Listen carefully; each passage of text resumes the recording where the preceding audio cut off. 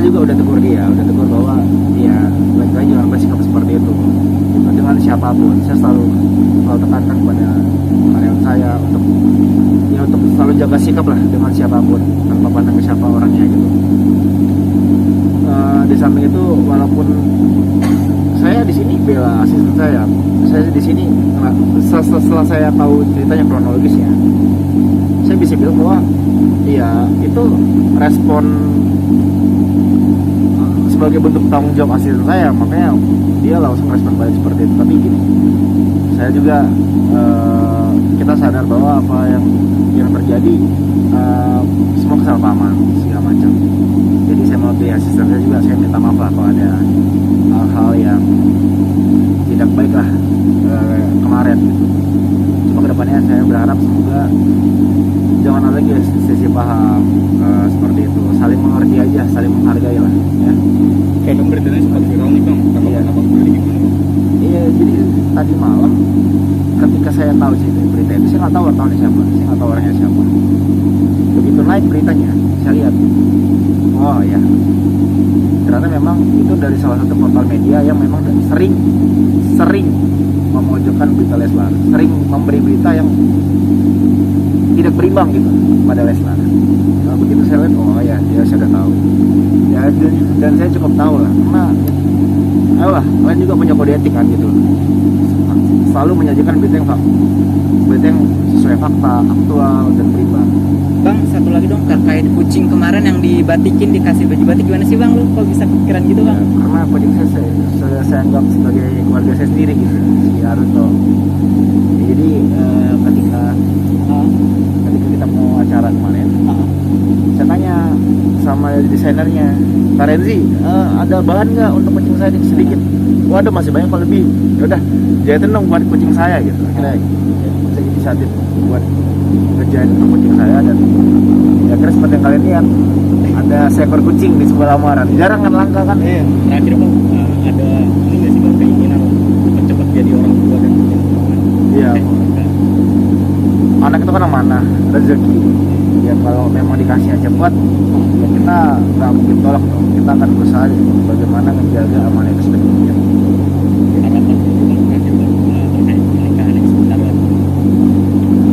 Harapan saya nggak banyak. Semoga semuanya berjalan lancar, tidak ada kendala, dan semoga dimudahkan. Amin.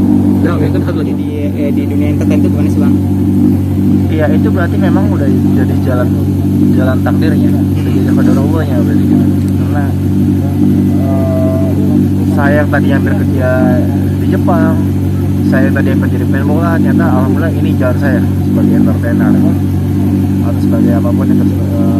Karena dari dulu memang saya senang ketika saya menjadi orang yang bermanfaat buat banyak orang, ketika saya bisa membahagiakan banyak orang. Dan salah satu seorang entertainer, salah satunya adalah menghibur, dan dia alhamdulillah Tuhan menunjukkan bahwa kalau kamu sabar, kalau kamu tekun, fokus sama niat, insya Allah akan ada jalan yang benar-benar ada jalannya. Dan alhamdulillah entertainer jalan yang sekarang lagi saya jalanin, dan alhamdulillah sekarang sedang berada di fase yang bagus lah, yang baik. Tadi menjelang hari momen bahagia tanggal 22 nanti, sejauh ini makin deg-degan nggak, atau ini sebuah hal yang biasa bagi Bilar untuk menyongsong hari kebahagiaan? Ya, siapa sih yang nggak deg-degan merasakan momen pertama kali dalam hidup? Sama ketika saya pertama kali syuting, ketika saya pertama kali berada di sebuah panggung, ketika saya pertama kali bertemu dengan orang tua pasangan saya gitu, pasti ada rasa deg-degan. Begitu juga dengan ini, sebuah acara atau sesuatu hal yang akan saya jalani, yang insya Allah sekali seumur hidup. Nikah, akad, itu pasti akan deg-degan yang luar biasa gitu. Walaupun memang saya akan mencoba untuk bersikap lebih tenang, bersikap lebih santai, tapi nggak bisa kita pungkiri hal itu manusiawi lah, orang deg-degan, grogi, nervous menjelang hari H segala macam. Alhamdulillah nih Bang, Ya.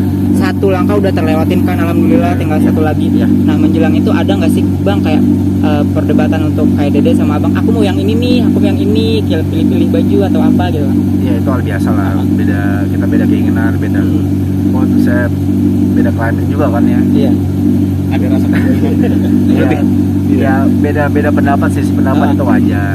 Tapi kita kan karena dalam suatu hubungan, dalam suatu pernikahan apalagi nantinya, kita tidak hanya kita mempersatukan dua kepala kan, dan nggak mudah untuk mempersatukan dua kepala tersebut.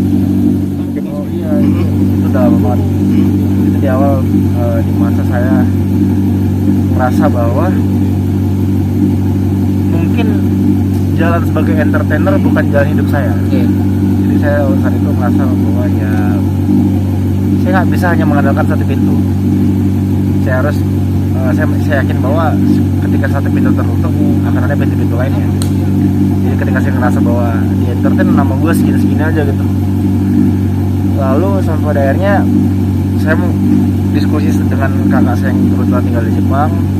Lalu saya sampaikan keinginan saya bahwa saya pengen kerja di sana karena saya ngerasa udah tertutup nih peluang saya untuk jadi artis atau jadi entertainer gitu. Lalu kakak saya bilang, udah kamu perjuangin dulu setidaknya 3 bulan atau 4 bulan, kalau memang sudah nggak ada harapan lagi baru kamu berangkat. Berjalan waktu hanya sebulan, saya kira dapat kesempatan casting, kepilih. Ini singkat cerita ya, saya kepilih. Lalu di situ di judul itu saya pertama kali dapat peran utama, peran yang benar-benar sentral, peran utama yang benar-benar sentral. Terus Bang, ya balik lagi Bang, sebagai sahabatnya di Daho sendiri Bang, tanggapan Abang sendiri nih, di Daho kan sebentar lagi mau jadi seorang Iya. Iya, saya pasti senang banget ya gitu ya. Salah satu orang terdekat saya, salah satu sahabat baik saya, baik Ray maupun Dinda, mereka berdua akan menjadi seorang ayah dan ibu. Mereka menurut saya adalah seorang inspirator yang luar biasa bagi anak-anak muda Indonesia gitu. Karena apa? Kenapa? Karena mereka salah satu anak muda yang berani untuk menjalankan ibadah separuh agama gitu, menyempurnakan separuh agama. Mereka berani nikah muda. Mereka nggak perlu, kebanyakan orang umumnya takut nikah bahwa nikah nanti gue harus mempersiapkan ini itu. Mereka selalu percaya bahwa akan ada rezeki setelah nikah, dan ya alhamdulillah setelah mereka berkeluarga, kehidupan mereka justru karir mereka justru semakin cemerlang gitu. Dan sekarang alhamdulillah sudah hampir karir seorang anak, tinggal menunggu waktu dengan Aurel, hampir sama-sama bajunya sama, pandang dan kemewahannya juga akan sama seperti mereka berdua. Justru gini, Atau ada yang beda menurut lo tentang hal ini pernikahan? justru gini, kalau kalian ingin tahu inspirasi kita, konsep pernikahan kita, inspirasi Dede khususnya dalam hal pernikahan, itu sebenarnya pernikahan Citra Kirana sama Rizky Aditya. Makanya kita menggunakan W yang sama, bukan kita kata mengurangi rasa hormat saya pada Atta, tapi memang untuk pernikahan kita nggak meniru konsep Atta sama sekali. Kalau memang saya menggunakan adat Minang, ya memang saya orang Minang gitu. Jadi sebagai orang Sunda dari Jawa Barat, ya dia menggunakan adat Minang. Bisa kita meniru konsep Rizky. Dede, kira-kira Dede senang dengan konsep Citra Kirana sama Rizky. Makanya kita menggunakan W yang sama. Konsep tersendiri tetap outdoor atau gimana? Ya bagian ntar surprise lah. Terus lagi kemarin yang ada sempat sebenarnya ada permasalahan sih Mas, mau acara anak media nungguin tapi akhirnya terjadi mungkin beda pendapat atau gimana kemarin dengan anak wartawan? Jadi saya awal mulai gini, saya lihat ada berita. Sebenarnya saya udah tahu tadi malam. Saya nggak pernah ngebela tim saya ya, saya pasti cari tahu dulu masalahnya, sebab-sebabnya kenapa gitu. Lalu saya cari tahu, dan saya cari tahu bukan dari satu sumber. Saya tanya yang lain, saya tanya si Anu, si B, si C. Dan menurut saya gini, asisten saya itu cuma menjalankan tanggung jawabnya sebagai asisten, tugasnya sebagai asisten. Emang job desk dia begitu. Apalagi dalam menjaga Dede wanita, Dede seorang perempuan, itu pasti ekstra pengawalan yang dilakukan asisten saya kepada Dede. Dan saya udah warning dari awal soal itu. Awal mau kembali ke setelah saya cari tahu, ternyata awal mulanya itu ketika Dede lagi buru-buru mau meeting, lalu si wartawan tadi yang tanpa izin, oke, biasanya itu wartawan yang setiap mau wawancara kita itu selalu izin.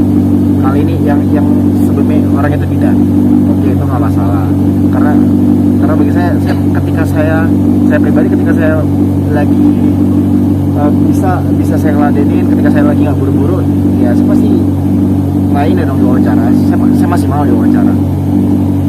Lalu orang itu karena Dede lagi posisinya lagi buru-buru dikejar waktu, itu orang itu ngedorong karena ingin ngambil gambar Dede, ngedorong asisten saya. Manusiawi, responnya spontan, asisten saya balik dorong, lalu orang tersebut nggak terima, wartawan tersebut sampai akhirnya terjadilah percekcokan di antara mereka gitu. Ya manusiawi sih, saya lihat kesannya kan asisten saya juga tersulut gitu, dan orang tersebut juga tidak terima. Tapi gini, ayolah kita sama-sama mencari nafkah, sama-sama bekerja, ingin bekerja untuk banyak orang. Saya juga untuk keluarga saya, Dede juga untuk keluarganya, baik juga untuk keluarga kalian, saling menghargai, sama-sama menghargai lah gitu. Ketika saya buru-buru bukan saya nggak mau, tapi karena memang saya nggak bisa gitu.